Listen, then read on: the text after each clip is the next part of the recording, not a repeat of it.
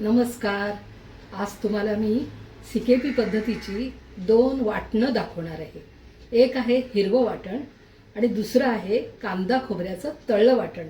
त्याला आपण तळला मसाला म्हणूया.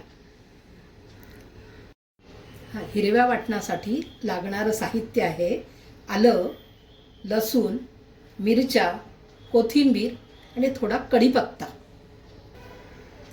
तळला मसाल्यासाठी लागणारं साहित्य आहे हा उभा चिरलेला कांदा आहे आणि खोबरं आहे. हे 1 वाटी सुकं खोबरं घेतलेलं आहे आणि 3 मोठे कांदे उभे चिरलेले आहेत आणि 5-6 लसणाच्या पाकळ्या घेतलेल्या आहेत. आणखी थोडंसं तळायला तेल घेतलेलं आहे. कढई गरम करायला ठेवलेली आहे आपण. आता आपण तळण्यासाठी तेल घालूया.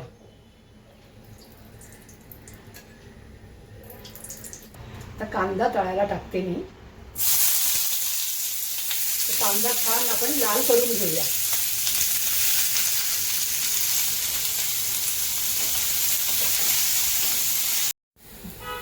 कांदा छान खरपूस करून घ्यायचा आहे.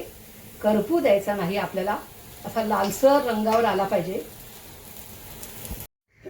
आता आपण हे चमचाभर तेल घालूया आणि थोडासा लसूण परतून घेऊया तेलावरती.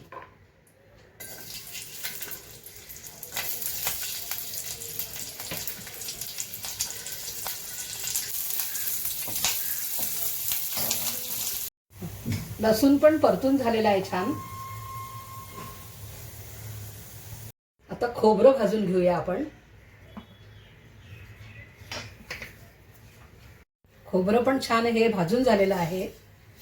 आता काढून घेऊया आपण. हे आता आपण जरा गार करून घेऊया आणि मग वाटून घेऊया.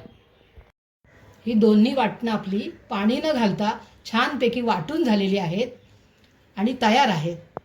ही फ्रीजरमध्ये 8 दिवस छान टिकू शकतात.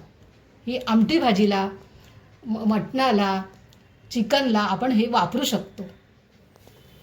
धन्यवाद.